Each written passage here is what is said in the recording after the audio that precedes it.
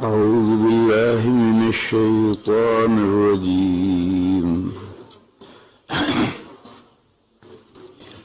بسم الله الرحمن الرحيم.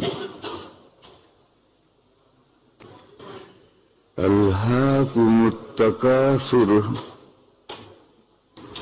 حتى زرتم المقابر كلا سوف تعلمون ثم كلا سوف تعلمون كلا لو تعلمون علم اليقين لترون الجحيم ثم لترونها عين اليقين ثم لتسألن يومئذ عن النعيم.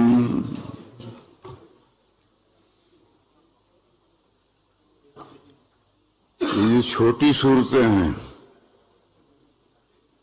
یہ بڑے مضامین پر مشتمل ہیں اور ہر صورت میں ایک کمپلیٹ سبجیکٹ ہے، پورا مضمون ایک صورت میں وہ آئے گا، پھر وہ مضمون چلتا رہے گا کئی صورتوں تک. تو یہ جو صورت ہے اس سے اوپر القاریہ ہے، القاریہ کے بعد یہ ہے. القاریہ میں قیامت کے بعد دوزخ کے عذاب کا اور جنت کے ثواب کا ذکر ہے. فَأَمَّا مَنْ ثَقُلَتْ مَوَازِينُهُ، جس کا ترازو بھاری ہو گیا. وَأَمَّا مَنْ خَفَّتْ مَوَازِينُهُ، جس کا پلڑا ہلکا ہو گیا. تو القاریہ میں آخرت میں جزا و سزا جنت کی صورت میں اور جہنم کی صورت میں اس کا تذکرہ تھا. اب اس کے بعد جو صورت آ رہی ہے اس صورت میں اس آخرت کے عذاب کا اور اس سے پہلا جو مرحلہ ہے قبر کا، آخرت کی جو پہلی منزل ہے قبر، اس کے عذاب کا ذکر ہے. اور دنیا میں جو جزا و سزا ہے وہ تو نمونے کی ہے، وہ حقیقی جزا و سزا نہیں ہے. نیکی کا بدلہ ملتا ہے تو بھی نمونے کا ملتا ہے، دیکھ کے چار چاول چکھاتے ہیں. اور مومن کو دنیا میں اگر آفات پہنچتی ہیں تو گناہوں کا کفارہ بنتی ہیں. تو سزا کہاں ہوئی؟ یہ تو ایک طرح کا انعام ہوا. لیکن جہنم تک پہنچنے سے پہلے دو مرحلے،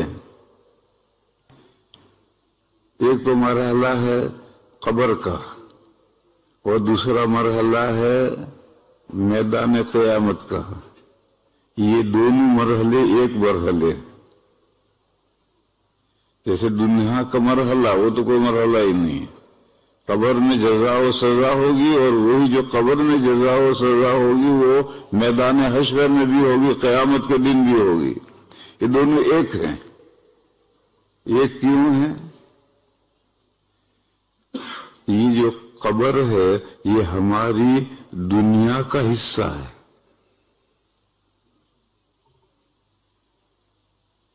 آدمی مر کر دنیا سے نکلتا نہیں. یہ جو قبر ہے یہ ہماری دنیا کا سپلیمنٹری ہے، ضمیمہ ہے، بقیہ ہے. آپ جانتے ہیں قبر یہ ہماری مٹی کا گھڑا ہے، تو ہماری دنیا ہی کے اندر قبر شامل ہے.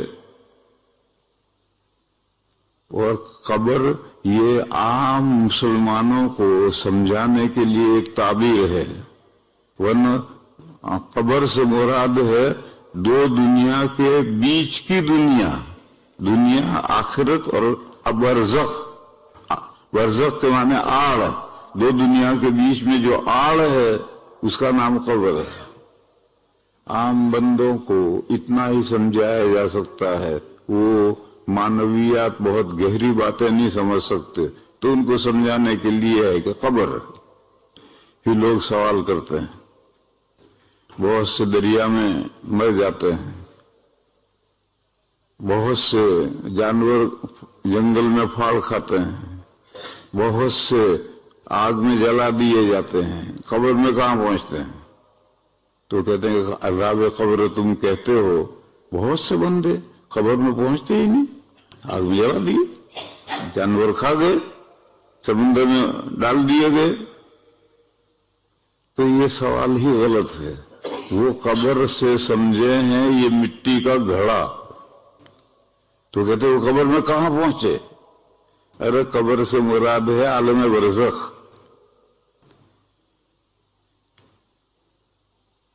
دو دنیا کے بیچ میں ایک آڑ۔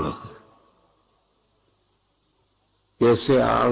یہاں تو دھوپ ہوتی نہیں، پھر بھی سمجھ سکتے ہو جب دوپہر کو سورج سر پہ آ جاتا ہے تو آپ کے مکان کا جو سایہ ہے وہ سایہ سمٹتا سمٹتا پیچھے آتا ہے۔ آپ وہاں جا کر سائے میں بیٹھیں اور بہت اطمینان سے دیکھیں تو دھوپ الگ ہوگی، سایہ الگ ہوگا، اور بیچ میں دھوپ اور سایہ میں ملی جھولی لکیر ہوگی۔ جب بھی جا دیکھنا ہو دیکھ لیجیے۔ ایسا ہم سرسری دیکھتے ہیں تو ہمیں پتہ نہیں چلتا، باقی دھوپ الگ ہے، سایہ الگ ہے، اور دونوں کے بیچ میں ایک ہلکی سی حصہ ہے جس میں دھوپ بھی ہے سایہ بھی ہے۔ یہ عالم برزخ ہے۔ جیسے دھوپ اور سایہ کے بیچ میں یہ آڑ ہے، عالم برزخ ہے، ایسے اس دنیا اور دوسری دنیا کے درمیان میں ایک عالم ہے، وہ دونوں، وہ برزخ ہے، دونوں کے بیچ میں آڑ ہے، اس میں اس دنیا کا بھی اثر ہے اور اس دنیا کا بھی اثر ہے۔ برزخ آڑ اسی وجہ سے ہے۔ ٹھیک ہے، یہ جو دھوپ اور سائے کے درمیان میں ذرا سا حصہ ہے جس میں دھوپ بھی جھلک رہی ہے اور سایہ بھی دکھ رہا ہے، یہ دھوپ کا حصہ ہے یا سائے کا حصہ ہے؟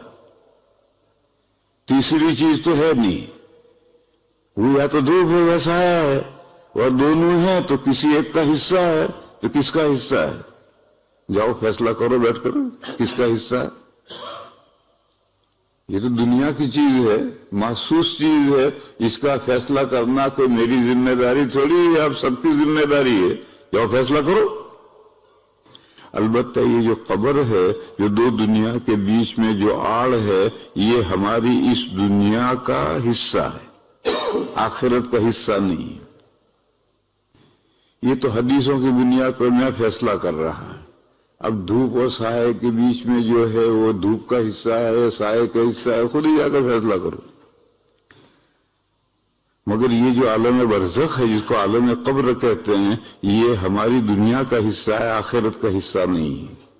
کیوں؟ حدیثوں میں آیا ہے کہ جب قبر میں سوال جواب ہو جاتے ہیں تو نیک بندے کے لیے جنت کی طرف کھڑکی کھولی جاتی ہے، برے بندے کے لیے جہنم کی طرف کھڑکی کھولی جاتی ہے۔ جنت کی بھینی بھینی ہوائیں، خوشبوئیں آتی ہیں، مہک آتی ہے، اور قبر کے اندر جہنم میں سے شرارے اڑ کر آتے ہیں۔ انگیٹھی میں پھٹ ہوتا ہے اور شرارہ اڑتا ہے، ایسے شرارے اڑ کر آتے ہیں، اور دھواں آتا ہے اور بدبو آتی ہے۔ کہ کھڑکی کھولی جاتی ہے، اس کا مطلب یہ ہے کہ ابھی وہ جنت و جہنم میں نہیں پہنچا، ابھی ہے ورے، یعنی اسی دنیا کے اندر ہے۔ کھڑکی کھلی، ادھر سے بھی اثرات آ رہے ہیں، ادھر سے بھی اثرات آ رہے ہیں۔ اس حدیث سے معلوم ہوا کہ قبر کی زندگی جو ہے وہ اسی دنیا کا حصہ ہے۔ آدمی مر کر بھی دنیا سے نکلتا نہیں ہے، مر کر بھی دنیا ہی میں رہتا ہے، لیکن کنارے پر پہنچ گیا۔ قرآن کریم میں ہے کہ جب قیامت کے دن آسمان پھٹیں گے اور اللہ تعالی کا عرش اعظم 8 فرشتے اٹھا کر کے زمین پر لائیں گے،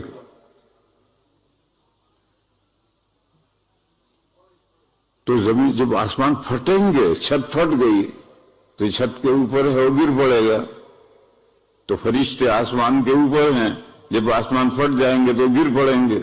تو قرآن میں ہے کہ نہیں، والملک علی ارجائہا، فرشتے آسمان کے کناروں پر چلے جائیں گے،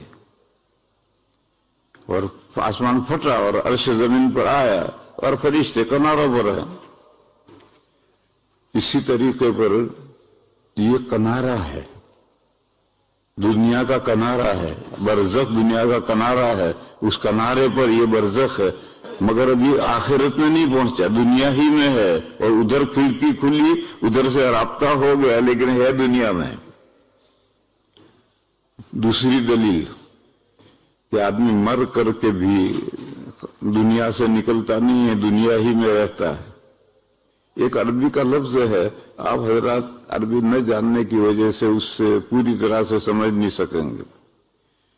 ایک لفظ ہے معاد، دوسرا لفظ ہے بعث بعد الموت، مرنے کے بعد پھر زندہ ہو کر اٹھنا،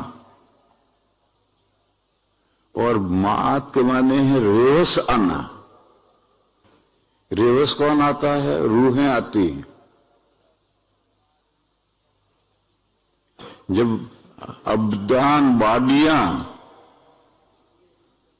زمین میں سے اگ آئیں گی تو اسرافیل علیہ السلام سور پھونکیں گے۔ تو سور پھونکنے کا مطلب ہم تو یہ سمجھتے ہیں کہ جیسے پھونکنے میں پھونکتے ہیں، عورتیں چولہے پر پھونکنے میں پھونکتی ہیں، اب تو گیس کے چولہے آ گئے اس لیے پھونکنے کی ضرورت نہیں پڑتی۔ پہلے جب لکڑیاں جلتی تھی تو پھونکنا پڑتا تھا اور اتنا دھواں نکلتا تھا کہ آنکھیں خراب ہو جاتی تھی۔ تو سور پھونکنے کا یہ مطلب نہیں ہے، سور پھونکنے کا مطلب یہ قرن ہے۔ قرن مانے بھینس کا یا دوسری جانور کا سنگ، وہ ایک طرف سے موٹا ہوتا ہے، ایک طرف سے پتلا ہوتا ہے۔ سور بھی اسی طرح کا سور ہے۔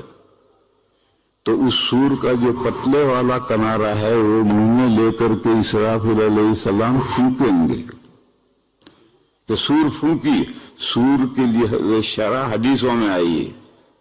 قرن، سنگ، ہورن بھی یہی ہے، اس کا اوپر کہیں ہورن رکھا ہوا ہے، تو یہ ہورن کے معنی سنگ۔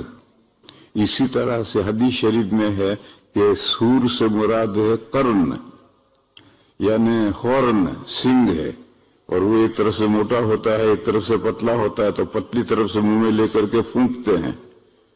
تو سور پھونکا جائے گا، یعنی حضرت اسرافیل علیہ السلام اعلان کریں گے، اور اعلان 4 مرتبہ ہوگا۔ آپ حضرات یہی سمجھتے ہیں کہ اعلان 2 مرتبہ ہوگا، حالانکہ اعلان 4 مرتبہ ہوگا۔ اور یہ جو دوسرے 2 مرتبہ ہیں جس کو آپ نہیں جانتے، اس کا تذکرہ کیا ہے ہندوستان کے بڑے حضرت شاہ ولی اللہ صاحب علیہ الرحمہ، ان کے 2 صاحبزادوں نے قرآن کریم کا سب سے پہلے اردو میں ترجمہ کیا ہے۔ اس سے پہلے قرآن کا ترجمہ نہیں ہوتا تھا۔ فارسی ترجمہ سب سے پہلے حضرت شاہ ولی اللہ صاحب علیہ الرحمہ نے فارسی میں ترجمہ کیا ہے، مگر ایک ترجمہ اس سے پہلے کا بھی ہے۔ وہ کس نے کیا ہے؟ لوگ کہتے ہیں شیخ سعدی نے کیا ہے، لیکن یہ نسبت کوئی صحیح نہیں ہے، اللہ جانے کس نے کیا ہے۔ لیکن ہمارے پاس جو سامنے فارسی میں ترجمہ ہے وہ سب سے پہلے شاہ ولی اللہ صاحب کا کیا ہوا، لیکن اردو میں کسی نے ترجمہ نہیں کیا تھا۔ حضرت شاہ ولی اللہ صاحب کے 2 صاحبزادوں نے اردو میں ترجمہ کیا، یہ سب سے پہلے ترجمے ہیں۔ ایک साहिबजादे थे शाह रफीउद्दीन, उन्होंने तहतल लफ्ज तर्जमा किया, यानी हर लफ्ज का तर्जमा उसके नीचे। और सबसे छोटे साहिबजादे थे शाह अब्दुल कादिर साहब, उन्होंने मुहावरे का लिहाज करके तर्जमा किया है, उसमें मुहावरे में अल्फाज आगे पीछे करने पड़ेंगे। यही दो तर्जमे सबसे पहले तर्जमे हैं। तो शाह अब्दुल कादिर साहब रहमतुल्लाह अलैह ने जो तर्जमा किया है तो फवाइद भी लिखे, और फवाइद का नाम है मुवज़्ज़िहुल कुरान, कुरान की वजाहत करने वाले नोट्स। और शाह रफीउद्दीन ने जो तर्जमा किया है उन्होंने कोई हाशिया नहीं लिखा, लफ्ज के नीचे तर्जमा कर दिया।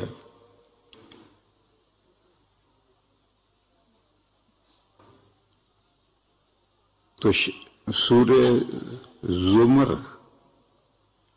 ज़ुमर के आखिरी रुकू से ऊपर वाले रुकू में वनुफ़िख़ फ़िस्सूर फ़सइक़ मन फ़िस्समावाति वल अर्ज़ इल्ला मन शाअ अल्लाह थुम्मा नुफ़िख़ फ़ीहि उख़रा फ़इज़ा हुम क़ियामुन यंज़ुरून।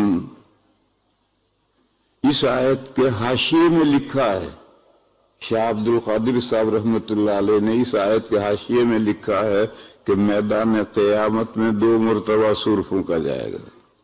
आप जो जानते हैं वो कौन सा जानते हैं? एक मरतबा सूर फूंका, सारी दुनिया खत्म, सारी कायनात खत्म नहीं, ये हमारी ये दुनिया खत्म। कुरान करीम में है कुल्लु मन अलैहा फान, अलैहा की ज़मीर जमीन की तरफ लौट रही है। ये जमीन पर जितनी चीजें हैं ये सबको खत्म हो जाना है, सारे आसमान और जमीन कायनात को खत्म हो जाने का तज़किरा इस कुरान में नहीं है। तो कुल्लु मन अलैहा फान, जब पहली मरतबा सूर फूंकेगा तो हमारा ये जमीन का निजाम है, जमीन है, 7 आसमान है, सूरज है, चांद है, सितारे हैं, समंदर है, दरिया है, सारा निजाम खत्म। फिर हदीस में है कि 40 साल गुजरेंगे, 40 साल गुजरने के बाद में फिर इसराफिल अलैहिस्सलाम सूर फूंकेंगे, यानी दूसरा ऐलान करेंगे। पहला ऐलान ये हुआ कि सब खत्म हो जाओ, सब खत्म हो गए, अल्लाह के हुक्म का पालन किया। फिर दूसरा हुक्म होगा वजूद में आ जाओ, कुन फयकुन। तो फिर तदरीजी तौर पर चीजें वजूद में आना शुरू होंगी, एकदम नहीं आएंगी। जैसे आसमान और जमीन 6 दिन में बने हैं, ये 6 दिन, ये 6 पीरियड हैं, 6 वक्फे हैं, क्योंकि डे एंड नाइट तो बनते हैं सूरज से या जमीन से। सूरज घूमता है या जमीन घूमती है, उससे डे एंड नाइट बनते हैं। तो जब आसमान और जमीन बन रहे थे तब सूरज और कहां था, और सूरज कहां घूम रहा था, जमीन कहां फिर रही थी। तो फिर 6 दिन का क्या मतलब? दिन का लफ्ज, यौम का लफ्ज आम तौर पर डे के माने में आता है, मगर बाज अल्फाज के माने और भी होते हैं। बाज अल्फाज के तो इतने माना होते हैं कि लोगत में 2 कॉलम भरे हुए होते हैं। बस हमारे दिमागों में घुस गया है कि यौम यानी दिन, दिन दिन दिन, डे डे डे डे। हालांकि यौम के माने और भी हैं, वो माना है जमाने का एक हिस्सा, पीरियड। कुरान करीम में है, अल्लाह ने मूसा अलैहिस्सलाम से फरमाया था वज़क्किरहुम बिअय्यामिल्लाह, अपनी कौम को अल्लाह के दिनों के जरिए से डराओ, नसीहत करो। अल्लाह के दिन, जैसे आदम अलैहिस्सलाम के 2 लौंडों में एक लौंडे ने दूसरे लौंडे को नाहक कत्ल कर दिया, एक जमाने का वाकया, वो एक यौम है। پھر موسیٰ علیہ السلام کا دور آیا، موسیٰ علیہ السلام کا 1000 سالہ دور ہے، اور اس میں جو کچھ ہوا، طوفان آیا پانی کا، یہ تیسرا دور ہے، دوسرا دور ہے۔ پھر زمانہ آگے بڑھا، ابراہیم علیہ السلام کا دور آیا، موسیٰ علیہ السلام کا فرعون کا دور آیا، عیسیٰ علیہ السلام کا یہودیوں کا دور آیا، ہمارے آقا کا دور آیا۔ یہ سب ایام ہیں۔ ان ایام کے ذریعے سے اللہ نے موسیٰ علیہ السلام سے کہا کہ اپنی قوم کو نصیحت کیجئے کہ اگر سیدھے نہیں رہو گے تو ایسا ہو سکتا ہے، ایسا ہو سکتا ہے، ایسا ہو سکتا ہے، ایسا ہو سکتا ہے۔ معلوم ہوا کہ ایام اور جمع ہے یوم کی، اور یوم کا لفظ ڈے کے علاوہ اس معنی میں قرن کے معنی میں بھی آتا ہے، دور، ایک لمبا زمانہ جہاں ایک بڑا واقعہ پیش آیا ہو۔ تو یہ 6 جو دن ہیں وہ 6 زمانے کے 6 ادوار ہیں۔ ان 6 ادوار میں یہ پوری کائنات بن کر تیار ہوئی۔ ایک دور کتنے زمانے کا ہے اللہ جانے، ہم نہیں جانتے۔ آج کل کے جو سائنسدان ہیں وہ یہ کہتے ہیں کہ یہ پوری کائنات 50 ارب ہزار سے آگے لاکھ سے آگے کروڑ سے آگے خرب سے آگے ارب، یہ عین کے ساتھ نہیں، الف را اور با ہے۔ اتنے زمانے کے اندر، اتنے زمانے میں یہ کائنات بن کر تیار ہوئی۔ یہ تو حدیث میں ہے، بخاری شریف کی حدیث میں ہے کہ پہلے بنو تمیم آئے تھے، انہوں نے سوال کیا تھا کہ ہماری یہ جو دنیا ہے، یہ دنیا کس طرح سے بنی ہے؟ تو حضور نے فرمایا تھا کہ پہلے زمین کا کرہ تھا، اور اللہ کا عرش زمین پانی پر تھا، یعنی اللہ کی حکومت پانی پر تھی۔ پھر اس پانی میں بلبلے اٹھنے شروع ہوئے، اور وہاں سے اٹھے جہاں کعبہ شریف ہے، وہاں سے بلبلے اٹھنے شروع ہوئے، اور بڑھتے بڑھتے بڑھتے خشک زمین نکل آئی، اور 71% آج بھی پانی ہے زمین پر، 29% خشکی ہے۔ پھر یہ جو بلبلے اٹھے، اس میں سے جو بھاپ اٹھی، دخان، اس دخان سے اللہ نے 7 آسمان بنائے۔ پھر اسی میں سے دوسری چیزیں بنتی چلی گئی۔ سائنس کہتی ہے کہ 50 ارب سال کے اندر یہ کائنات بن کر تیار ہوئی ہے۔ ایک ان کا اندازہ ہے، کوئی دیکھ کر تھوڑے آئے ہیں۔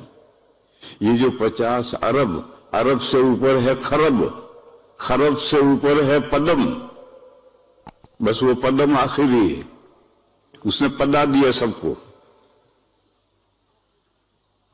تو یہ جو 50 ارب سال ہیں، ان کو 6 حصوں میں تقسیم کر دو تو 6 دن بن گئے۔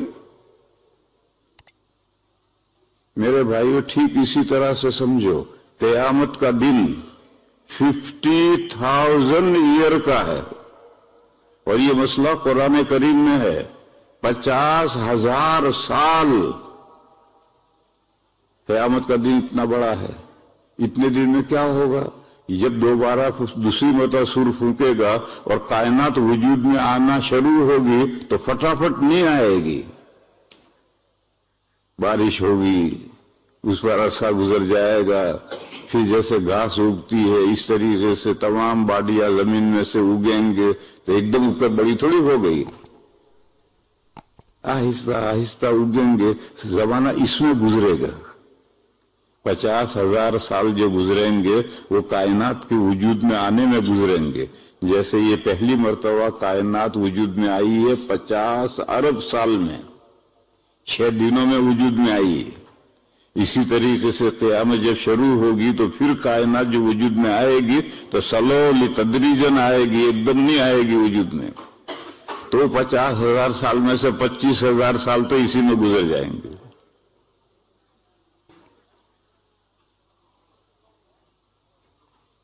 اب قیامت سب چیزیں 25,000 سال میں ساری چیزیں وجود میں آ گئی۔ اب حضرت اسرافیل علیہ السلام پھر ایک اعلان کریں گے۔ یہ تیسری مرتبہ سور پھونکا ہے، اور اس کا تذکرہ شاہ عبد القادر صاحب نے اپنے فوائد میں حاشیے میں کیا ہے۔ وَنُفِخَ فِي الصُّورِ، یہ جو ہے میدان قیامت قائم ہونے کے بعد سور پھونکا جا رہا ہے، یعنی اعلان ہو رہا ہے، اعلان ہو رہا ہے۔ کیا اعلان ہوگا مجھے نہیں معلوم، بس اتنا ہے کہ جب وہ اعلان ہوگا تو محشر میں جتنے انسان ہیں، جنات ہیں، سب بے ہوش ہو جائیں گے۔ وَنُفِخَ فِي الصُّورِ فَصَعِقَ مَنْ فِي السَّمَاوَاتِ وَالْأَرْضِ إِلَّا مَنْ شَاءَ اللَّهُ، اللہ جس کو چاہیں گے وہ تو بے ہوش نہیں ہوگا۔ باقی میدان قیامت میں جتنے انسان کھڑے ہوں گے، جتنے بھی جنات کھڑے ہوں گے، سب بے ہوش ہو جائیں گے۔ نبی پاک صلی اللہ تعالی علیہ وسلم نے فرمایا کہ جب یہ سور پھونکا جائے گا، اعلان ہوگا۔ کیا اعلان ہوگا مجھے نہیں معلوم، حدیثوں میں تفصیل نہیں آئی۔ میں وہی بات جانتا ہوں اور بتا سکتا ہوں جو قرآن و حدیث میں آیا ہے، اور حدیثوں میں بھی میں بکواس حدیثوں کو تو پڑھتا ہی نہیں۔ جو موضوعات ہیں اور ادھر ادھر کی باتیں، اناپ شناپ بے صفحے کی، وہ حدیثیں ہی نہیں۔ جو قابل اعتبار حدیثیں ہیں ان میں جو بات آئی ہے، قرآن میں آئی ہے یا حدیثوں میں آئی ہے، تو میں وہ بتا سکتا ہوں، اس سے آگے میں نہیں جانتا۔ آج کل لوگ اپنے دماغ کو لگام ہی نہیں دیتے ہیں، بس سوچتے ہی رہتے ہیں، اناپ شناپ سوچتے رہتے ہیں، ادھر ادھر جو موضوع روایت میں جو کچھ پڑھتے رہتے ہیں وہ بیان کرتے رہتے ہیں، اور یہ کام تبلیغ والے بہت کرتے ہیں، اناپ شناپ روایتیں بیان کرتے رہتے ہیں۔ اس سے دین میرے بھائیوں بگڑ جاتا ہے۔ دین کو اگر حفاظت رکھنی ہے تو قرآن، اور قرآن کے بعد میں حدیث کی وہ کتابیں جن میں قابل لحاظ روایتیں ہیں ان تک رہو۔ آگے جو اناپ شناپ روایتوں کی کتابیں ہیں ان تک مت جاؤ، ورنہ دن بگڑ جائے گا۔ اس لیے میں ایسی جگہ پر کہتا ہوں میں نہیں جانتا۔ جب بھی میں ایسا کہوں میں نہیں جانتا، اس کا مطلب کہ کہیں اس کا تذکرہ قرآن و حدیث میں نہیں آیا تو میں کہاں سے بتاؤں، میں نہیں جانتا۔ اور غیر معتبر روایتیں، ان روایتوں کو میں جانتا ہی نہیں، پڑھتا ہی نہیں۔ اس لیے میں نے کہا کہ حضرت اسرافیل کیا اعلان کریں گے، معلوم نہیں کیا اعلان کریں گے، لیکن وہ اتنا خطرناک اعلان ہوگا کہ سارا میدان حشر بے ہوش ہو جائے گا۔ نبی پاک صلی اللہ علیہ وسلم نے فرمایا میں بھی بے ہوش ہو جاؤں گا۔ پھر فرمایا کہ سب سے پہلے مجھے ہوش آئے گا۔ حضور نے فرمایا کہ سب سے پہلے مجھے ہوش آئے گا، تو میں یہ ہوش میں آ کر دیکھوں گا کہ حضرت موسیٰ علیہ السلام اللہ کے عرش کا پایا پکڑ کر اللہ کی تعریف کر رہے ہیں۔ میں نہیں جانتا، حضور نے فرمایا میں نہیں جانتا کہ موسیٰ علیہ السلام بھی بے ہوش ہوئے تھے اور مجھ سے پہلے ہوش میں آ گئے، یا موسیٰ علیہ السلام بے ہوش ہوئے ہی نہیں۔ کیوں؟ وہ اللہ کی تجلی دیکھ کر ایک مرتبہ طور پر بے ہوش ہو چکے ہیں، تو اس کے الٹرنیٹو، اس کے تبادلے میں اللہ تعالیٰ نے اس موقع پر ان کو سنبھال لیا، وہ بے ہوش نہیں ہوئے۔ ایک مرتبہ جب دے کر ہوتا ہے آنکھیں خراب ہو گئی، پھر دوسری مرتبہ ہوگا تو برداشت کر لے گا۔ تو طور پر جب اللہ تعالیٰ نے تجلی فرمائی فسائی، تو حضرت طور کے پرخ سے اڑ گئے اور موسیٰ علیہ السلام بے ہوش ہو کر گر پڑے۔ یہ قرآن میں ہے۔ پھر جب موسیٰ علیہ السلام کو ہوش آیا تو حضرت موسیٰ علیہ السلام نے کہا تبت الیک، پروردگار میں کان کی بوٹ پکڑتا ہوں، میں نے درخواست کی تھی کہ آپ مجھے اپنی تجلی دکھائیں، آپ نے فرمایا تھا کہ تو ہرگز نہیں دیکھ سکے گا، تو آپ نے صحیح فرمایا تھا، میں نے درخواست کی تھی، نازیبا کی تھی، میں توبہ کرتا ہوں۔ تو وہ بے ہوش ہو گئے تھے۔ تو آج میدان قیامت میں جب تیسری مرتبہ سور پھونکا تو سب بے ہوش ہو گئے، مگر موسیٰ علیہ السلام بے ہوش نہیں ہوئے، وہ سہار گئے، سہار برداشت کر گئے۔ हुजूर ने फरमाया मैं नहीं जानता। और ये जो हमारे रजा खानी भाई हैं वो तो कहते हैं कि हुजूर को अल्लाह ने सब कुछ बतला दिया है, और सब कुछ बतला दिया तो हुजूर तो फरमा रहे मैं नहीं जानता कि मूसा अलैहिस्सलाम बेहोश हुए थे, मुझसे पहले होश में आ गए, या बेहोशी नहीं हुए और तूर पर जो बेहोश हुए थे उसके बदले में सहार गए, इस तजल्ली को सहार गए। इस हदीस में इशारा है कि ये तीसरी मर्तबा सूर फूकेगी तो अल्लाह की तजल्ली कुछ होगी, फोक्स जब देकर होगा, वो इतनी भारी होगी कि सब बेहोश हो जाएंगे।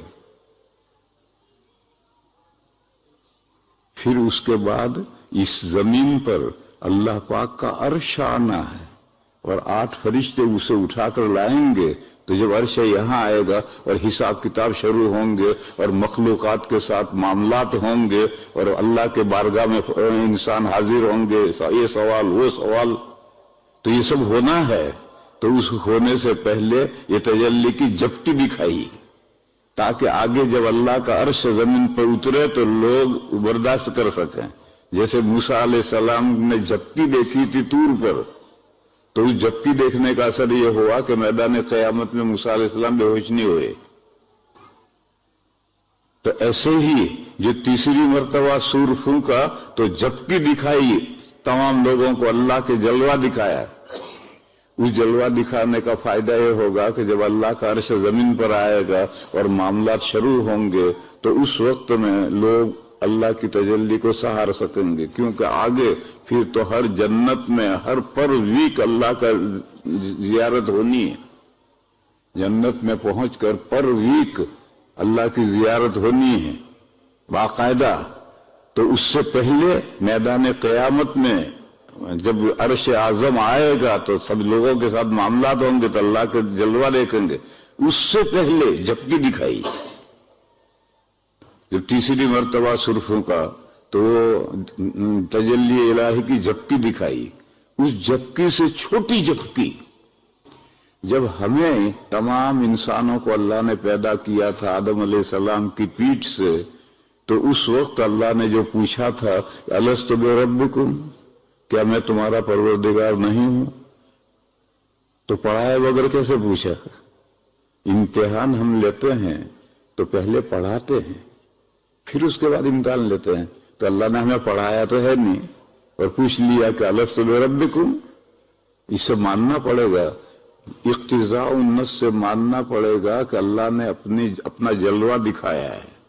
मगर वो जलवा, ये जो सूर फूकेंगे वो फूकी जाएगी, उस वक्त जो जलवा दिखाएंगे अल्लाह भपका फोक्स दिखाएंगे उससे हल्का होगा, हल्का था होगा, और उससे हर एक ने अल्लाह को मुशाहिदा करके पहचान लिया है। गोया इम्तिहान में किताब खोल कर सामने रख दी है कि अब जवाब लिख, अलस्तु बिरब्बिकुम, क्या मैं तुम्हारा परवरदिगार नहीं हूं? तो किताब सामने रखी है, अल्लाह ने जलवा दिखा दिया है, अपनी पहचान करवा दी है। तो सब नंबर 100 नंबर का पर्चा नहीं 120 नंबर का पर्चा लिखेंगे, नाम नहीं कहेंगे, सब कहेंगे भला क्यों नहीं, आप परवरदिगार नहीं है तो और कौन परवरदिगार है? मैं तो बतला रहा हूं कि जलवे अलग हैं। ये अल्लाह ने अपना जलवा इन तमाम इंसानों पर अपना जलवा डाला, अपनी पहचान करवाई, फिर पूछा कि मैं तुम्हारा रब हूं या नहीं।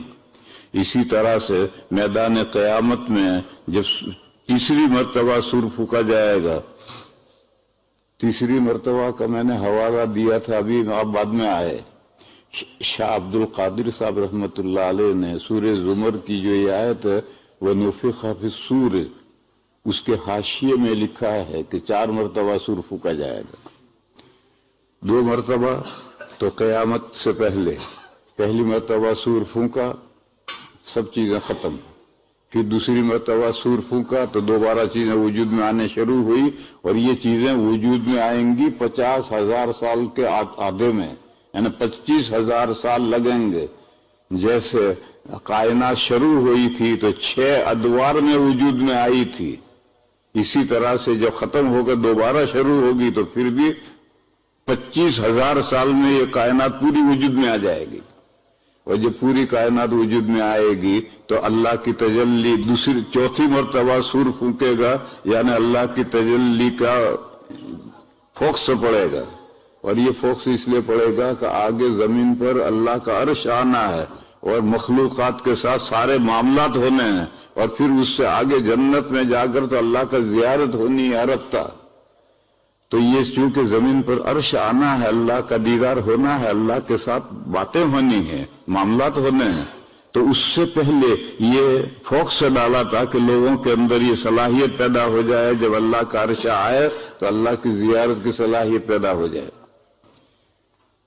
اللہ تعالیٰ کا جب عرش آئے گا تو اوپن نہیں ہوگا کہ سارا میدان اللہ کی زیارت کر رہا ہے، دیکھ رہا ہے، ایسا نہیں ہوگا، پردہ نور کا پردہ ہوگا۔ پھر جب کسی بندے کو اللہ حساب کتاب کے لیے بلائیں گے تو وہ نور کا پردہ ہٹ کر کے اس کے ساتھ بات چیت ہوگی، اب سارا میدان نہیں دیکھ رہا، جس کے لیے پردہ ہٹا وہی دیکھ رہا۔ حدیث شریف میں آیا ہے کہ ہر ایک کو اللہ کے سامنے کھڑا ہونا ہے حساب دینے کے لیے، اور جب تک 5 باتوں کا حساب کلیئر نہ ہو جائے اللہ کے سامنے سے قدم ہٹ نہیں سکتے۔ وہ بندے جو اللہ کے سامنے کھڑا کیا گیا ہے حساب کے لیے وہی دیکھے گا، سارا میدان نہیں دیکھے گا۔ اور جنت میں جب جلوہ ہوگا پر ویک تو سارے جنتی دیکھیں گے، صرف جہنمی محروم رہیں گے، جنتی سارے ہی دیکھیں گے۔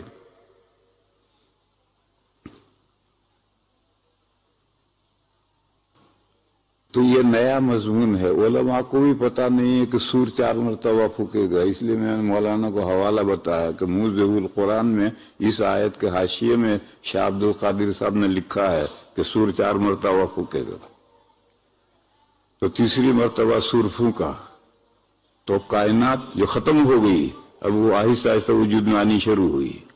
پہلی جو زمین ختم ہو گئی تھی وہ تو زمین تو باقی رہے گی، کل من علیہا فان، زمین پر جو کچھ ہے وہ ختم ہوا، تو زمین تو ہے، پھر زمین کے اوپر جو کچھ ہے پھر دوبارہ پیدا ہونا شروع ہوا، ساری مخلوقات دوبارہ پیدا ہو گئی، ایک کیڑے مکوڑے مینڈک جھینگے جس کو تم بہت کھاتے ہو، مچھلی سمجھ کر کھاتے ہو، یہ سب دوبارہ پیدا ہوں گے۔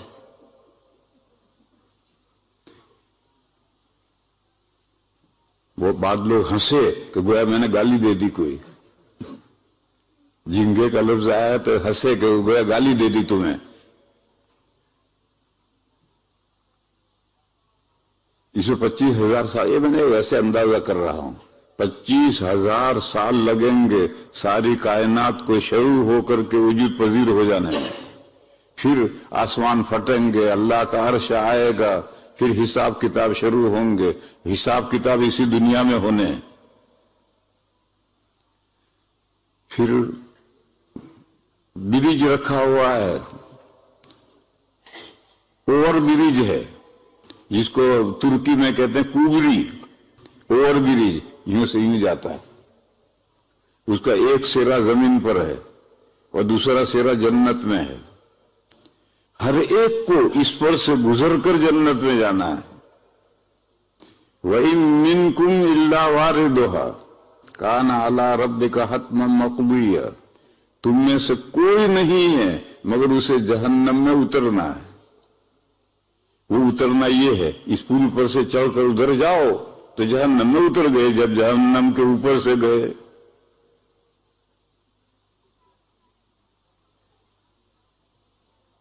ہم انڈیا سے لندن آئے تو پاکستان گئے، ٹرکی گئے، یورپ کے ممالک گئے، ہوائی جہاز تو اوپر سے اڑ کر آیا، اور نیچے یہ ملک ہیں تو ان ملکوں میں ہم گئے نہیں گئے۔ اگر مجھ سے کوئی پوچھا کہ آپ کبھی ایران گئے ہیں تو میں کہا نہیں گئے، حالانکہ ایران پر سے جہاز جو پاکستان پر سے اڑ کر آتا تھا تو ایران پر سے بھی اڑ کر آتا تھا، مگر یہ قاعدہ ہے، متحرک دوران حرکت قونہ فی مکان کے ساتھ متصف نہیں ہوتا۔ आप यहां से बॉल को किक करें और बॉल जा रहा वहां दीवार पे जाकर रुका, ये बीच में जितने जगह से बॉल गिरा वो उन जगहों में बॉल का होना नहीं कहेंगे। तो मैं इंडिया से उड़कर लंदन आया तो उस पर से गुजरा, मगर हवाई जहाज चल रहा था, तो ये मुतहर्रिक है, हरकत करने वाला, दौरान हरकत, जब वो हरकत कर रहा है तो कौन हूँ फिर मकान इनके साथ मुत्तसिफ नहीं होता, लिहाजा मैं ईरान नहीं गया। लेकिन ठहर जाए तो फिर कौन हूँ मकान इनके साथ मुत्तसिफ होता है। देखो मैं मिसाल दूं, मेरा वतन है देवबंद, मुझे जाना है बॉम्बे, लेकिन ट्रेन में बैठना है सहारनपुर से, और वो सहारनपुर ट्रेन देवबंद से गुजरेगी, और गुजरने वाली ट्रेनें दो हैं, पैसेंजर भी है जो देवबंद ठहरेगी और एक्सप्रेस भी है जो देवबंद में ठहरेगी, नहीं गुजर जाएगी। तो मैं जब सहारनपुर से बैठा हूं और बॉम्बे जा रहा हूं और मुसाफिर बन गया, लेकिन जब देवबंद से गुजरूंगा तो मैं मुसाफिर हूं या मुकीम हो गया, अपने वतन में पहुंचने से मुकीम हो जाता है। तो ये मुफ्ती साहब बैठे हैं, ये तो क्या फतवा देते हैं मुझे नहीं मालूम, मगर मैं फतवा ये देता हूं कि अगर तेरी गाड़ी देवबंद में ठहरे तो तू मुकीम हो गया। अब फिर आगे दूसरी माइलिंग देख, ये माइलिंग इधर हो गई और ये दूसरी माइलिंग अलग हो गई, सहारनपुर से बॉम्बे तक की माइलिंग देखेंगे, लेकिन जब तेरी गाड़ी आकर देवबंद के स्टेशन पर ठहर गई तो तू अपने वतन में आ गया, तो ये सफर अलग हो गया। अब यहां से लेकर बॉम्बे तक की माइलिंग देख, अगर तेरी सफर की माइलिंग है तो मुसाफिर है, वरना नहीं है। और अगर तेरी गाड़ी एक्सप्रेस है और देवबंद ठहरी ही नहीं, आई और गई, तो तू मुसाफिर है, मुकाम नहीं हुआ, क्योंकि ट्रेन मुतहर्रिक है, ये दौरान हरकत कौन फी मकान इनके साथ मुत्तसिफ नहीं होती। ये मैं मसले में दो फर्क करता हूं, ये मुफ्ती साहब क्या फतवा देते हैं मुझे नहीं मालूम।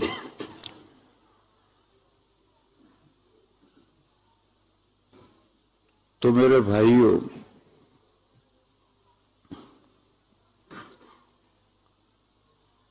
मैं कह ये रहा था कि क़यामत का दिन ये जो 50,000 साल का है, तो लोग सोचते हैं कि 50,000 साल तक खड़े खड़े क्या करेंगे। अरे 50,000 साल खड़े खड़े नहीं होना है, उन 50,000 में से 25,000 साल तो दोबारा कायनात के वजूद में आने में गुजर जाएंगे, और जब सब बॉडियां उसको तैयार हो गई तो अब रूहें रेवस आएंगे। इसको अरबी में कहते हैं माद, माद के माने है रेवस। रेवस आने का मतलब कि एक आदमी यहां से चला था, अभी बर्तानिया से बाहर नहीं निकला और गाड़ी वापस ले आया तो रेवस है, और अगर लास्ट पॉइंट से आगे निकल गया तो उसको रेवस आना नहीं कहेंगे। तो हदीसों में लफ्ज माद आया है कि रूहें माद होगा, यानी जो रूहें गई वो रेवस आएंगी। इससे मालूम हुआ कि कब्र की जिंदगी, बरज़ख की जिंदगी इस दुनिया से बाहर नहीं है, इस दुनिया का सप्लीमेंट्री है, और हम मर करके भी दुनिया से बाहर नहीं निकलते, दुनिया ही में रहते हैं, बरज़ख में रहते हैं। जब वापस वादियों में आने का वक्त आएगा तो उस वक्त में उसको माद लौट कर आएंगे। बहरहाल तीसरी मर्तबा सूर फूकेगा तो सब बेहोश हो गए। मूसा अलैहिस्सलाम बेहोश नहीं हुए। हुजूर ने फरमाया मुझे नहीं मालूम कि वो बेहोश हुए थे, मुझसे पहले होश में आ गए, या तूर पर जो बेहोश हुए थे उसके बदले में आज बेहोश नहीं हुए, मुझे नहीं मालूम। दोनों में से कोई भी सूरत हो सकती। ये जो कुरान में है फसाइक़ मन फिस समावाति वल अर्द इल्ला मन शाअ अल्लाह, मगर जिसको अल्लाह चाहे, ये इस्तिस्ना है। ये तो इस इस्तिस्ना में मूसा अलैहिस्सलाम आ गए। यहां रुक कर समझो, फजीलतें दो हैं, एक कुल्ली फजीलत है और एक जुज़ी फजीलत है। कुल्ली फजीलत ہمارے دادا آدم علیہ السلام سب سے پہلے انسان ہیں، تو پہلا ہونا یہ بھی تو فضیلت ہے۔ اور ہمارے آقا نبی پاک صلی اللہ علیہ وسلم تمام نبیوں کے سردار ہیں، یہ بھی ایک فضیلت۔ وہ تمام انسانوں کے باپ ہیں، یہ بھی ایک فضیلت ہے۔ وہ تمام نبیوں کے سردار ہیں، یہ بھی ایک فضیلت ہے۔ لیکن تمام انسانوں کے باپ ہے، یہ فضیلت جزئی ہے، اور تمام نبیوں کے سردار ہے، یہ فضیلت کلی ہے۔ تو فضیلت کلی ہمارے آقا کو حاصل ہے۔ حضور نے فرمایا انا سید ولد آدم ولا فخر، فرمایا میں تمام انسانوں کا سردار ہوں، اور یہ بات فخریہ نہیں بیان کر رہا بلکہ اظہار حقیقت کے لیے بیان کر رہا ہوں۔ بعض باتیں آدمی ڈینگے مارتا ہے، میں ڈینگے نہیں مار رہا، مسئلہ لوگوں کو سمجھانا ضروری ہے کہ سب کا سردار میں ہوں۔ یہ حضور نے کب فرمایا تھا؟ جب تمام امتوں کے صالحین مل کر دادا کے پاس جائیں گے، جنت نظر آ رہی ہے، ہمارا گھر دکھ رہا ہے، حساب کتاب ہو جائے تو ہم اپنے گھر میں پہنچیں، حساب کتاب شروع نہیں ہو رہا ہے، آپ سفارش کریں، دادا انکار کریں گے۔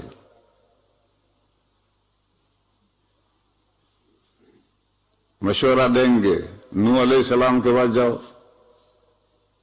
یوں ہوتے، یہ حدیث جانتے ہیں، ہوتے ہوتے ہوتے آخر میں حضور کے پاس آئیں گے، حضور فرمائیں گے انا لہا، یہ سفارش میں کرنے کے لیے میں تیار ہوں، انا لہا، اور حضور سفارش کریں گے۔ اس پر اس کی بنیاد بتلائی ہے کہ میں سفارش اس لیے کروں گا کہ میں تمام انسانوں کا سردار ہوں۔ جب وزیر اعظم سے ملنے کے لیے، جب صدر جمہوریہ سے ملنے کے لیے ڈپیوٹیشن جاتا ہے تو جو ڈپیوٹیشن کا لیڈر ہوتا ہے وہی تو گفتگو کرتا ہے، تو تمام انسانوں کا میں سردار ہوں، ان کا سب کا لیڈر ہوں، تو اب سفارش میں ہی کروں گا۔ اس موقع پر فرمایا تھا کہ میں یہ مسئلہ سمجھانے کے لیے کہہ رہا ہوں، انا سید ولد آدم، فخریہ نہیں کہہ رہا، ڈینگے نہیں مار رہا کہ میں ہی سفارش کیوں کروں گا، میں سب کا سردار ہوں، لیڈر ہوں، تو مجھے ہی سفارش کرنے کا حق ہے، کرنی چاہیے۔ بہرحال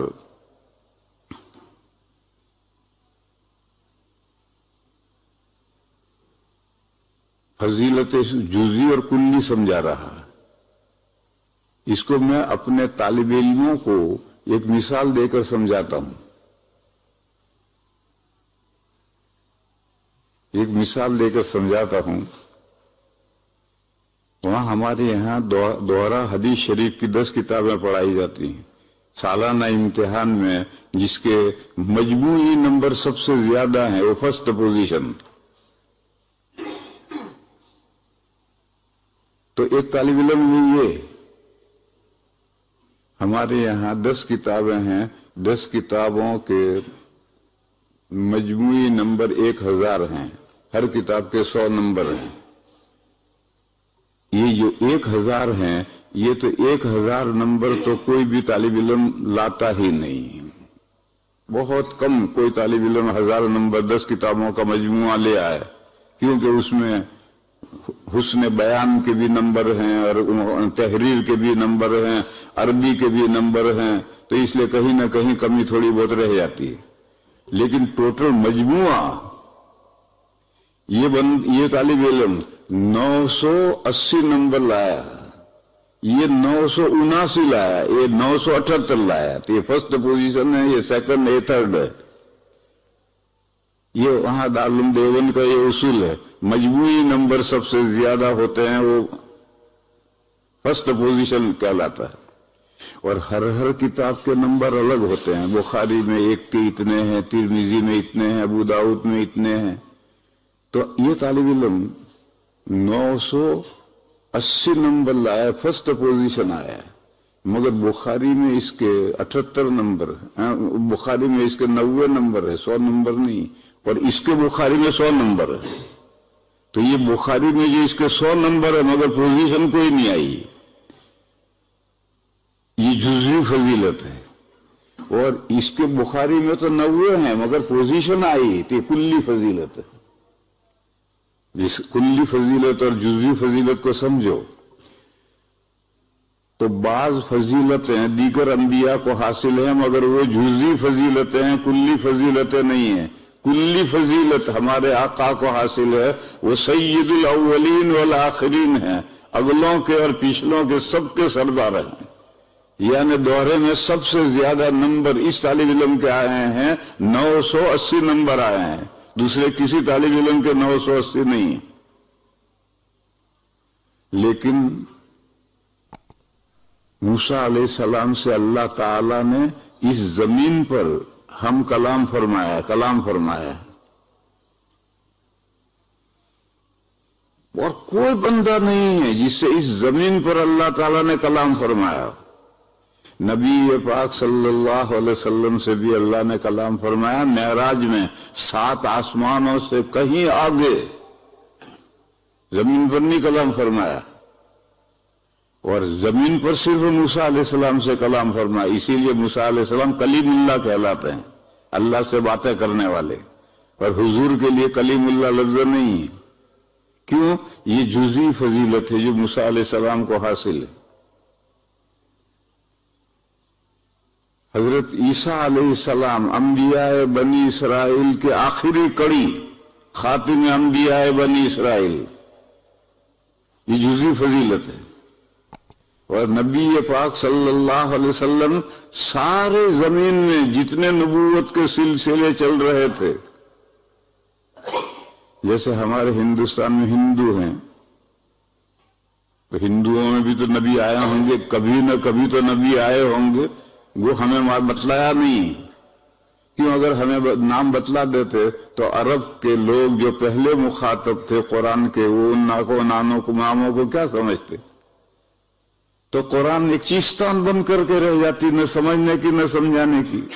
تو اس لیے قرآن کریم میں انہی اقوام کے نام آئے ہیں، انہی انبیاء کے نام آئے ہیں جن سے عرب واقف تھے. تو پھر اب قرآن سے نصیحت حاصل کرنا آسان ہو گیا، اب چیستان نہیں بنی. تو ہمارے ہندوؤں میں بھی تو کہیں نہ کہیں اوپر نبی ضرور آئے ہوں گے، لیکن وہ نام کھولے نہیں، قرآن و حدیث میں نہیں کھولے، کیونکہ پہلے مخاطب عرب اس سے واقف نہیں تھے. اگر وہ نام لیں گے تو بیچارے کیا سمجھیں گے کہ کیا کون ہنومان کون آگے.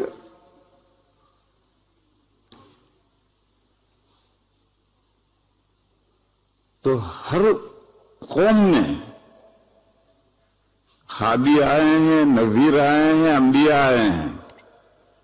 اس کا آخری کون ہے؟ اللہ جانے کون ہے، لیکن تمام سلسلوں کا آخری حضور ہے. تو عیسیٰ علیہ السلام انبیاء بنی اسرائیل کی آخری کڑی ہیں، اور حضور تمام سلسلوں کی آخری کڑی ہیں. یہ فضیلت کلی ہے. اور عیسیٰ علیہ السلام بنی اسرائیل کے آخری کڑی ہیں، یہ فضیلت جزوی ہے. تو فضیلت جزوی بھی بہرحال فضیلت ہے.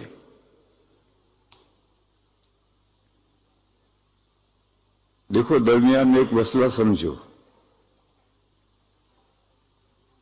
طور پر جب اللہ تعالیٰ نے موسیٰ علیہ السلام سے کلام فرمایا تو شدت اشتیاق، بہت زیادہ اللہ کے دید کا اشتیاق پیدا ہوا. تو موسیٰ علیہ السلام نے درخواست گزاری، رب ارینی. کیا یہ ہے یا کچھ اور ہے؟ رب ارینی کیف تحیی الموتی، تو دوسری جگہ پر ہے جی، رب ارینی انظر الیک، اے پروردگار رخ پر سے پردہ ہٹائیے، میں آپ کا جلوہ دیکھنا چاہتا ہوں. اللہ نے فرمایا لن ترانی، مجھے تو ہرگز نہیں دیکھ سکتے. یعنی امتناع اللہ کی طرف نہیں ہے، موسیٰ علیہ السلام کی طرف ہے. اللہ تو دکھ سکتے ہیں، جنت میں دکھیں گے، مگر اس دنیا میں بندہ نہیں دیکھ سکتا. کیوں؟ ہم سورج کو دوپہر کو نہیں دیکھ سکتے، آنکھ خیرہ ہو جاتی ہے. تو سورج کی تجلی سے اللہ کی تجلی تو کہیں زیادہ ہے، اللہ کے کیسے تجلی کو سہار سکے گا؟ معلوم ہوا کہ بیچ میں نور کا پردہ ہے، موسیٰ علیہ السلام اللہ کا کلام سن رہے ہیں اور بیچ میں نور کا پردہ ہے، اور یہ جو نور کا پردہ ہے یہی موسیٰ علیہ السلام کو دور جنگل میں سے نظر آ رہا تھا کہ پہاڑ کے اوپر آگ جل رہی ہے، تو آگ نہیں تھی، وہ اللہ کا نور تھا۔ اور جب آئے ہیں تو درخت جلتا ہوا نظر آ رہا تھا، تو وہ درخت نہیں جل رہا تھا، وہ اللہ کا نور تھا۔ معلوم ہوا کہ موسیٰ علیہ السلام نے طور پر اللہ کی زیارت نہیں کی، نور دیکھا، اور اللہ کو پس پردہ اللہ نے کلام فرمایا۔ ایک مسئلہ ہے کہ معراج میں جب نبی پاک صلی اللہ تعالی علیہ وسلم تشریف لے گئے تھے، اللہ کی بارگاہ میں حاضر ہوئے تھے، تو اللہ کا جلوہ دیکھا تھا، دیدار ہوا تھا یا نہیں؟ مسلم شریف میں روایت ہے کہ نور انا اراہ، اللہ تو نور ہے، میں ان کو کہاں سے دیکھتا؟ یہ نور اور نور کو میں سمجھا رہا ہوں۔ معلوم ہوا کہ معراج میں بھی اللہ تعالیٰ سے ہم کلامی ہوئی ہے، مگر درمیان میں نور کا پردہ ہے، جیسے طور پر نور کا پردہ تھا ایسا وہاں بھی نور کا پردہ ہے، ہم کلامی ہوئی ہے۔ پھر جب ہم کلامی ہوئی ہے تو پھر حضور کو کلیم اللہ کیوں نہیں کہتے؟ اس لیے نہیں کہتے کہ وہ 7 آسمانوں سے اوپر کا قصہ ہے، اور اوپر جا کر بہت کچھ ہو سکتا ہے جو زمین پر نہیں ہوتا۔ دیکھو ہم خواب دیکھتے ہیں تو خواب عالم مثال میں لے جا کر خواب دکھایا جاتا ہے، اور خواب میں عجیب عجیب چیزیں دیکھتے ہیں، وہ بیداری میں نہیں دیکھ سکتے، کیونکہ یہ خواب میں عالم مثال میں لے گئے تو عالم آخرت سے قریب ہو گئے، اور آگے آخرت میں پہنچ گیا، 7 آسمانوں سے اوپر اللہ کی بارگاہ میں پہنچ گیا۔ اب جو معاملات پیش آئیں گے وہ معاملہ زمین پر نہیں پیش آ سکتے، تو زمین پر حضور کے ساتھ یہ معاملہ پیش نہیں آیا کہ اللہ نے زمین پر حضور سے بات کی اور موسیٰ علیہ السلام سے زمین پر بات کی ہے، اس لیے وہ کلیم اللہ کہلائے، حضور کلیم اللہ نہیں کہلائے۔ مگر یہ موسیٰ علیہ السلام کی جزوی فضیلت ہے، بخاری میں اس کے نمبر زیادہ آ گئے مگر اول نمبر نہیں آیا۔ اول نمبر فضیلت کلی ہمارے آقا کو حاصل ہے، اور باقی انبیاء کو فضیلت جزوی حاصل ہے۔ عیسیٰ علیہ السلام کو بہت سے فضائل حاصل ہیں، آدم علیہ السلام کو، نوح علیہ السلام کو فضیلت جزوی حاصل ہے، فضیلت جزوی حاصل ہے۔ تمام انسان مل کر کے میمورنڈم لے کر کے جو دادا کے پاس جائیں گے تو کیوں جائیں گے؟ دوسرے انبیاء کے پاس کیوں نہیں گئے؟ دادا کو ایک فضیلت جزوی حاصل ہے، وہ ابو آدم ہیں، تمام انسانوں کے باپ ہیں، اور جب بیٹوں کو کوئی بات پیش آتی ہے تو ابا ہی سے تو کہتے ہیں، وہ فضیلت جزوی ہے، اس لیے ان کے پاس جائیں گے۔ پھر دادا کیا کہیں گے؟ نوح علیہ السلام کے پاس جاؤ، اور نوح علیہ السلام کو 2 فضیلت جزوی حاصل ہیں، ایک وہ دوسرے ابا ہیں، نوح علیہ السلام پوری کا انسانوں کے دوسرے ابا ہے، مگر آدم علیہ السلام پہلے ابا ہیں، تو دوسرا انبیاء جو فضیلت ہے اس کو کیا ذکر کریں؟ تو دوسری فضیلت ذکر کریں گے کہ اول الرسل وہ ہیں، اللہ نے سب سے پہلا رسول حضرت نوح علیہ السلام کو بنایا ہے، لہذا ان کے پاس جاؤ، یہ فضیلت جزوی ہے۔ وہ کہیں گے آگے جاؤ، ابراہیم علیہ السلام کے جاؤ، وہ ابراہیم علیہ السلام کی فضیلت جزوی ذکر کریں گے کہ وہ خلیل اللہ ہیں، اللہ کے جگری دوست ہیں۔ ایک خلیل اللہ ہوتا ہے، جگری دوست ہوتا ہے، اور ایک حبیب اللہ ہوتا ہے۔ دونوں میں کیا فرق ہے؟ حبیب اللہ کے معنی ہے اللہ کا پیارا، اور خلیل اللہ کے معنی ہے جگری دوست۔ دونوں میں کیا فرق ہے؟ دونوں میں فرق یہ ہے کہ جگری دوست جب تک جگر میں رہے گا جگری دوست ہے، اور اگر جگر سے نکل گیا تو بات ختم۔ اور پیارا چاہے جگر میں رہے، چاہے باہر رہے، چاہے لندن میں رہے، چاہے انڈیا میں رہے، وہ پیارا ہے۔ تو نبی پاک صلی اللہ علیہ وسلم حبیب اللہ ہیں، اور حضرت ابراہیم علیہ السلام خلیل اللہ ہیں، اور خلیل کا مقام کم ہے حبیب کا ماں کہیں بھی رہے گا وہ حبیب ہے، پیارا ہے۔ بہرحال خلیل ہونا، جگری دوست ہونا، یہ بھی ایک فضیلت ہے۔ تو نوح علیہ السلام کہیں گے کہ ابراہیم علیہ السلام کے پاس جاؤ، وہ سفارش کریں گے، وہ اللہ کے جگری دوست ہیں۔ یہ بات بنتی چلی جائے گی۔ میں تو مثالیں دے کر سمجھاتا ہوں کہ یہ سب جزئی فضیلتیں ہیں، جزئی فضیلتیں سمجھا رہا ہوں۔ تو حضرت ابراہیم علیہ السلام کو جب قبروں سے لوگ اٹھیں گے تو سب مادرزاد ننگے اٹھیں گے، اور باڈی جو دوبارہ بنے گی، تو جب ہم پہلی مرتبہ پیدا ہوتے ہیں اور ختنہ کر کے چمڑی پھینک دی جاتی ہے، وہ مٹی ہو جاتی ہے، وہ مٹی بھی ہمارے دوبارہ بدن کے اندر آئے گی۔ حدیث میں ہے یہ مضمون۔ تو سب مادرزاد ننگے ہوں گے۔ تو حضرت عائشہ نے پوچھا کہ یا رسول اللہ پھر تو ایک دوسرے کو دیکھیں گے؟ سڑک پر کوئی غیر عورت ننگی آدھی ننگی گزرتی ہے تو جو ڈرائیونگ کرتا ہے وہ بھی دیکھتا ہے، اس کی بھی نظر ہٹ جاتی ہے۔ تو جب میدان قیامت میں سب ننگے ہوں گے تو پھر ایک دوسرے کو دیکھیں گے۔ حضرت عائشہ نے سوال کیا ہے تو حضور نے فرمایا کہ معاملہ اس سے زیادہ سنگین ہوگا۔ کسی کو اب قیامت کا دن شروع ہو گیا ہے اور کیا ہونا ہے اللہ جانے کیا ہونا ہے، کسی کو کسی کی طرف دیکھنے کا ہوش ہی نہیں ہو۔ پھر سب سے پہلے حضرت ابراہیم علیہ السلام کو کپڑے پہنائے جائیں گے، پھر مجھے پہنائے جائیں گے۔ یہ جو حضرت ابراہیم علیہ السلام کو پہلے کپڑے پہنائے جائیں گے فضیلت جزئی ہے، اور حضور کو بعد میں پہنائے جائیں گے۔ بخاری میں نمبر ان کے زیادہ ہیں اور ان کے کم ہیں، لیکن اول نمبر تو نہیں آیا۔ اول نمبر تو سید الاولین والآخرین اول نمبر ہے۔ انا سید ولد آدم ولا فخر۔ میرے بھائیوں میں یہ سمجھا رہا تھا کہ جزئی فضیلت اور کلی فضیلت، کلی فضیلت ہمارے آقا کو حاصل ہے اور جزئی فضیلت تمام انبیاء کو، کسی کو کوئی، کسی کو کوئی، کسی کو کوئی حاصل، مگر ان جزئی فضیلتوں سے اول نمبر پوزیشن والا نہیں کہلاتا۔ پوزیشن والا تو وہی کہلائے گا جو مجموعی نمبر جس کے زیادہ ہے۔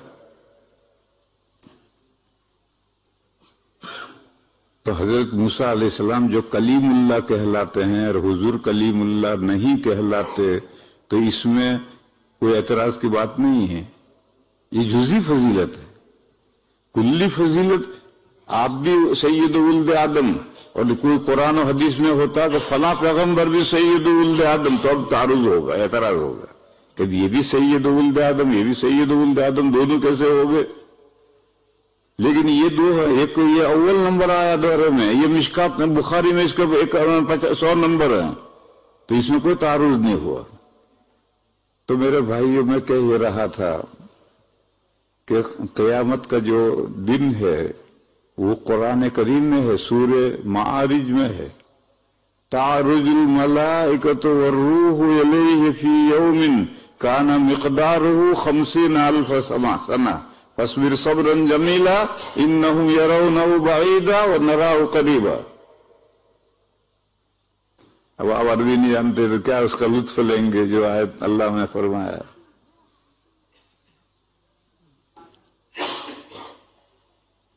تو میں اسے سمجھا رہا تھا کہ یہ جو قیامت کا دن ہے 50,000 ایئر کا، اس میں کوئی یہ سوچے کہ 50,000 سال تک کھڑے کھڑے ہم کیا کریں گے؟ نہیں، 50,000 سال کھڑے کھڑے نہیں ہیں۔ جیسے کائنات پہلی مرتبہ تدریجاً وجود میں آئی ہے 6 ادوار میں، اسی طرح سے جب دوسری مرتبہ سور پھونکے گا تو کائنات تدریجاً آہستہ آہستہ وجود میں آنی شروع ہوگی۔ کتنے زمانے میں وجود میں آئے گی اللہ جانے۔ میں ویسے ہی کہتا ہوں کہ 25,000 سال تو کائنات کو وجود میں آنے میں لگیں گے، پھر وجود میں آ گئی، پھر اللہ کا تخت زمین پر آیا، پھر دربار قائم ہوا، پھر اس دنیا میں جتنے معاملات پیش آئے ہیں وہ دوبارہ پیش آنے ہیں۔ اس دنیا میں معاملات کے فیصلے کورٹ میں انصاف سے ہوئے ہیں، انہیں بھی دوبارہ فیصلے ہونے ہیں۔ ظلم سے ہوئے ہیں، وہ بھی دوبارہ انصاف سے فیصلے ہونے ہیں۔ جو معاملات فیصلے نہیں ہوئے وہ بھی اللہ کی بارگاہ میں فیصلے ہونے ہیں۔ میں مثال دوں، ایک واقعہ پیش آیا تھا۔ کچھ لوگ مسلمان ہوئے تھے تو بادشاہ نے، حکومت نے ان کو سزا دی تھی،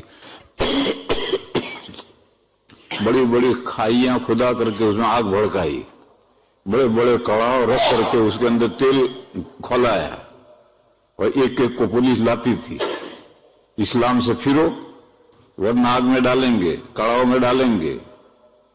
نہیں پھرتا تھا کوئی بھی، اور وہ آگ میں ڈال دیا جاتا تھا، جل جاتا تھا، کڑاؤ میں ڈال جاتا تھا، وہ کوئلہ ہو جاتا تھا۔ یہ واقعہ آیا ہے سورہ بروج میں، وَالسَّمَاءِ ذَاتِ الْبُرُوجِ وَالْيَوْمِ الْمَوْعُودِ وَشَاهِدٍ وَمَشْهُودٍ۔ یہ جو آسمان میں ستارے ہیں، اور ہم کتابوں میں لکھا ہے بڑے ستارے ہیں، ہر ستارہ بڑا ہے۔ آسمان میں جتنے ستارے ہیں زمین سے سارے بڑے ہیں۔ یہ جو ستارے سب آسمانوں میں ہیں ان کے بہت سے مقصد ہیں۔ یہ آسمان کے لیے فانوس لٹک رہے ہیں، آسمان مزین ہے، شیطان قریب جاتے ہیں تو میزائل بن کر کے داغے جاتے ہیں، اور پتہ نہیں کیا کیا اللہ نے ستاروں کے اندر مقصد مقاصد رکھے ہیں۔ ان مقاصد میں سے ایک مقصد یہ ہے کہ یہ زمین کا واچ کر رہے ہیں، اوپر یہ کیمرے لگے ہوئے ہیں اور پوری زمین کی واچ کر رہے ہیں، اور سارا ریکارڈ جمع ہو رہا ہے وہاں۔ جیسے بڑے کارخانے میں ہر جگہ آپ کیمرے لگاتے ہیں اور آفس میں بیٹھ کر دیکھتے ہیں، تو یہ سارے کیمرے جو بڑے بڑے ستارے، ہر ستارہ بڑا ہے، یہ سب آسمان میں سے کیمرے اللہ نے لگا رکھے ہیں، وہ زمین کا واچ کر رہے ہیں۔ جب قیامت کے دن یہ جو کھائیوں والے تھے، پولیس والے جو بیٹھے ہوئے تھے کرسیوں پر بیٹھ کر، اور پولیس لا کر ایک ایک کو کڑاؤ میں ڈالتی تھی، آگ میں ڈالتی تھی، تو کھے کھے کھے کھے ہنستے تھے جب وہ جلتا تھا بیچارہ۔ یہ مقدمہ پھر اللہ کی بارگاہ میں پیش ہونا ہے۔ کیوں؟ وہ مقدمہ دنیا میں نہیں چلا ہے، یہ تو حکومت نے، بادشاہوں نے سزا دی، تو اب کون حکومت مقدمہ کون چلائے گا؟ یہ جو مقدمہ نہیں چلا یہ بھی اللہ کی بارگاہ میں دوبارہ مقدمہ چلے گا۔ اور ریکارڈ کے طور پر یہ ستارے جو ہیں انہوں نے جو کیچ کر رکھا ہے، جو وہ سب پیش ہوگا۔ بڑے بڑے ستاروں والا آسمان گواہ بنے گا۔ کب؟ وعدے کا جو دن آئے گا تب۔ وعدے کا دن قیامت کا دن ہے۔ یہ جو ستارے ہیں، ان ستارے یہ سب زمین کا واچ کر کے ساری چیزیں ریکارڈ ہیں، اور وہ ریکارڈ جمع ہے۔ قیامت کا دن جب آئے گا اور اللہ کی بارگاہ میں مقدمے شروع ہوں گے، تب یہ سب ریکارڈ کھلے گا۔ والیوم الموعود۔ پھر گواہ میں کون پیش کریں گے؟ یہ جو کرسیوں پر بیٹھ کر کے تماشا دیکھ رہے ہیں یہ گواہی دیں گے، اور یہ جو جل مر رہے ہیں بیچارے یہ بھی گواہی دیں گے کہ ہمارے ساتھ یہ کیا گیا، اور یہ بھی ماننا پڑے گا کہ ہم نے کیا، اور یہ کہیں گے کہ ہمارے ساتھ کیا۔ وشاہد ومشہود۔ اس مقدمے میں کیا فیصلہ ہوگا؟ مقدمے میں فیصلہ ہوگا کہ یہ جتنے دنیا میں جنہوں نے ان کھائیوں والوں کو جلایا ہے یا یہ سب کے لیے قتل کا فیصلہ ہوگا۔ قتل اصحاب الاخدود، ان کے لیے فیصلہ ہوگا۔ خونی مجرم، اور خونی مجرم کہاں جاتا ہے؟ جیل میں جاتا ہے یا جہنم میں جاتا ہے؟ وآخر دعوانا ان الحمدللہ رب العالمین۔